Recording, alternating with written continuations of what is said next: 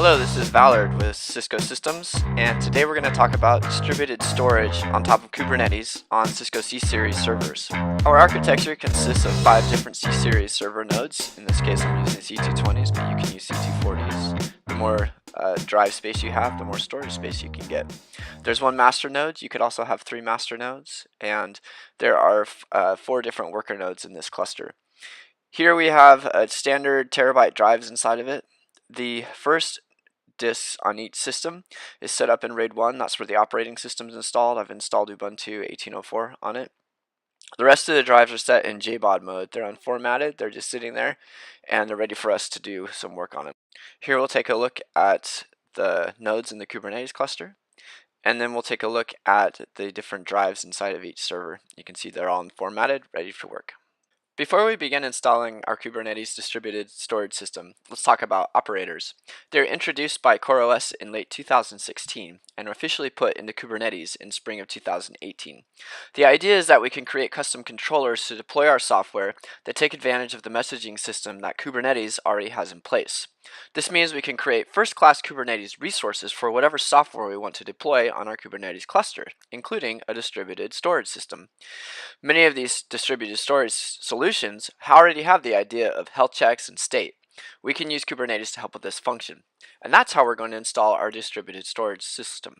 Rook is a project that uses the idea of operators to very simply create a storage cluster. Rook itself is a Kubernetes operator that expertly installs Ceph, Minio, or CockroachDB. What I love about it is that you can get a storage cluster up and running in seconds. You don't need to know much about Ceph, Minio, or CockroachDB to instantly have one installed and ready to use for you. People who have never touched Ceph or Minio can have an instant cluster. Let's first create the Rook operator. This is a YAML file that consists of several custom resource definitions, RBAC roles, and service accounts inside of the Rook admin namespace. Since we install our Kubernetes cluster with kubeadm, it works right out of the box by just simply applying these resources. The next step is to define our cluster. Rook is very customizable. Here I've listed in the cluster.yaml file all the different disks that I want Rook to use. To create my cluster, it'll take the dev SDB through SDE on each of these different nodes. This is really all I need to do to get a basic Ceph cluster up. I'm pretty amazed at how simple it actually is. Now I'll go ahead and I'll use kubectl to create these resources. And here it goes. It creates the role bindings, a couple of the different, the cluster. And now I can watch and see the pods start coming up. You'll see that first it creates the different controller manager and inside of this Rook Ceph namespace. And then you'll start seeing a couple mons start appearing. So we'll watch these go ahead and start appearing as it just builds everything up by itself. And notice that it did create everything. I sped that up a little bit, but for the most part, we now have a nice cluster ready to run. We can look at the Ceph dashboard that was created. We can do this because it created a service for us. When we go look at the service, we can change it to a load balance report. That way we can actually go through and look at it, but by just editing the kubectl file, and then we'll have a GUI that we can look at.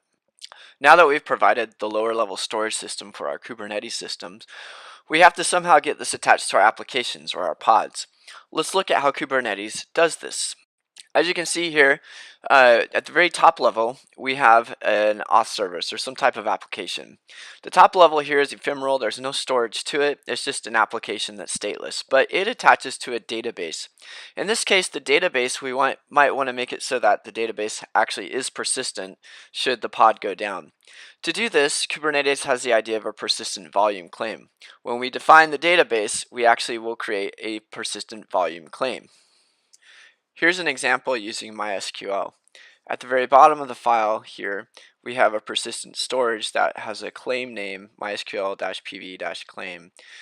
Going up towards the top of the file, you can see that inside of this claim is the actual persistent volume itself. And you can see that it's actually using a storage class name, which is the next level down here below. So now we have to actually create this storage class.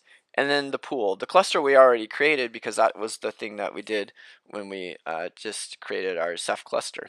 Creating the storage class, as you might imagine, is just another YAML file that we go ahead and define and create. This is one of the great things about Kubernetes is that defining it as infrastructure as code is consistent among all the different resources that we're creating. Rook is still a beta tool, but it does include a toolbox, and the toolbox allows us to go create a pod, and in that pod have tools that can be used to modify the Ceph cluster that we've created.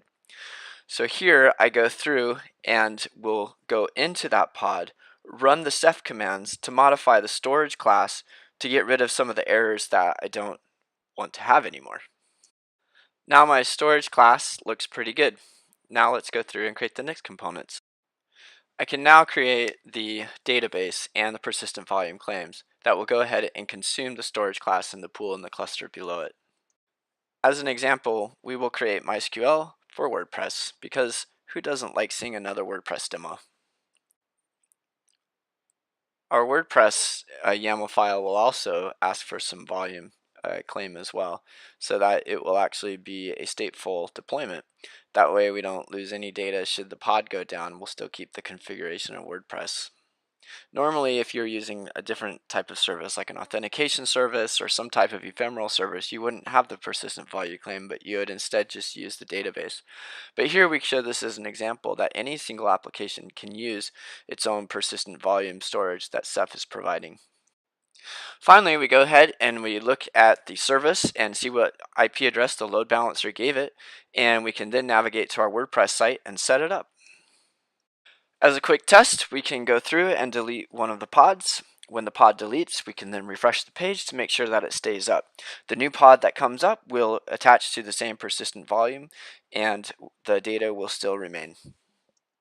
Other tests that we can try is we could delete a node, take a node offline, we could move things around, we could take out a disk, all kinds of tests to make sure that the cluster stays resilient.